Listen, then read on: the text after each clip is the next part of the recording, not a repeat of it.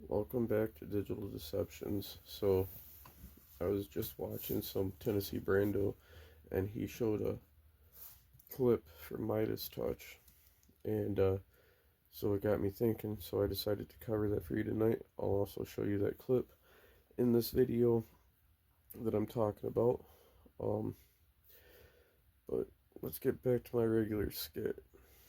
Welcome back to Digital Deceptions, where we peel back the layers on the stories they don't want you to see.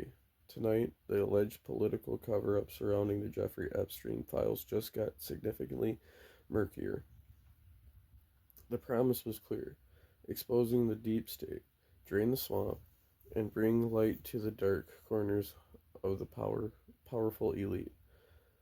But as the full list of names remains locked away, critics argue the party that promised transparency has become the ultimate obstruction. This isn't about partisanship, it's about the victims. A powerful voice. Epstein survivor Lisa Phillips recently stepped forward, and her message is direct. She clarifies that the scandal is not just about Jeffrey Epstein, it's about a vast ring of men, royal, powerful figures in tech and academia who profit from abuse. Phillips questions why, after all this time, only Ghislaine Maxwell, a woman, is in jail, while the powerful men remain untouched. So I'm going to play that for you right now, and then afterwards we'll get back into this report.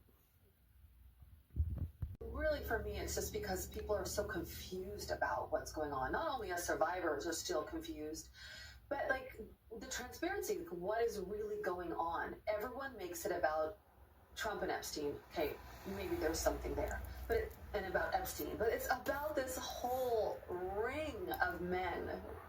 The only person in jail is Ghislaine, a woman. So where are all the other men that were benefiting and profiting from all of this? That's what makes me upset, because us survivors, we know that they were there. We saw them. We know that we're royalty, princes, very powerful people in academia and tech, and we saw them at parties. They knew what was going on. Why aren't they exposed? And people say, well, why are you speaking out now? Well, we're pissed off now because nothing has happened. And yeah, it's just a frustrating thing for me. So I'm at the point where it's like I'm at my wit's end, standing on Capitol Hill. It was more just like, look, I'm not going to sit up here and just tell my sob story like everybody else is. We need to do something about it. You think you have the power? I mean, you don't think that we have the power too? You don't think that we understand what's going on here? So it was really just to say, you need to do something, because we also have the power to do something. Alright, now that you guys have seen that, I'll get back into this. Survivors like Phillips are reportedly organizing, compelling their own list of names, and signaling a complete breakdown of trust. She argues if the government won't release the files, they will. The most stunning deception is the political reversal. For years, the alleged corruption surrounding the Epstein case was central rallying cry from one side of the aisle. Now the same leadership is being accused of killing the exposed. The argument, rather, are not one is implicated. The refusal to release the files is an active act of protecting the guilty. Furthermore, the case is being publicly dismissed by some figures as a Democratic hoax.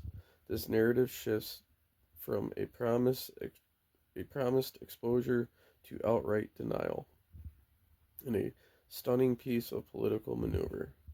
And let's not look at Ghislaine Maxwell. She is the only person behind bars in this entire saga, yet some speculate her time inside may be temporary. She could be positioning herself for a potential political pardon, creating a complete circular betray of the victims. The web of alleged obstruction extends directly to Capitol Hill. House Speaker Mike Johnson has come under intense scrutiny over the government shutdown. This is why the sudden legislation is in gridlock. Critics suggest it's a calculated move to block the seating of Representative-elect Adalita Galva. Her vote would reportedly be the 218th needed to force the release of the Epstein files.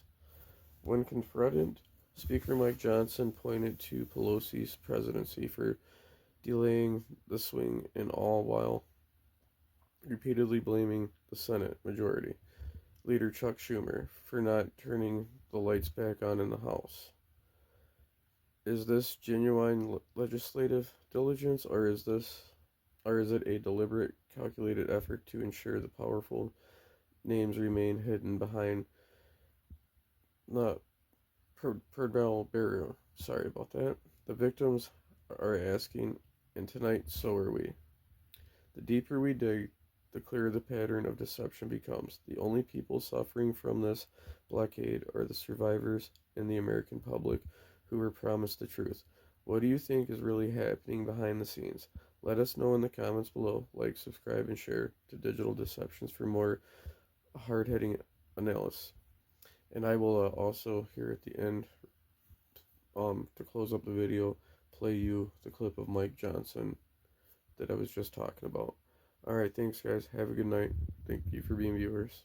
Remember to like, subscribe, and share. Rattled here and doesn't know what to say. And I would just love to be a fly on the wall when Mike Johnson looks in a mirror. But take a look at this. When are you going to swear in Representative-elect Adalita Galva? As soon as we get back to legislative session, when Chuck Schumer allows us to turn the lights back on. Why haven't you done it already? Because this is the way the institution works. I'm following the Pelosi precedent, by the way, when my dear friend from Louisiana, Julia Letlow, was elected to fill the seat of her deceased husband because of COVID. Nancy Pelosi took 25 days to swear her in. By the way, let me stop you. Are you saying that Nancy Pelosi refused to swear her in earlier? No, I'm saying that's my very point. Is this is the normal my process. understanding is that was the date that actually the Representative-elect Letlow at the time requested. No. She had obviously her. Okay, here's some more examples. Okay. No, but wait a minute. You No. mentioned the Pelosi precedent, but Pelosi didn't delay that. No. Let me give you more of the Pelosi precedent. Okay. And what about the Johnson precedent? Let me You swore in two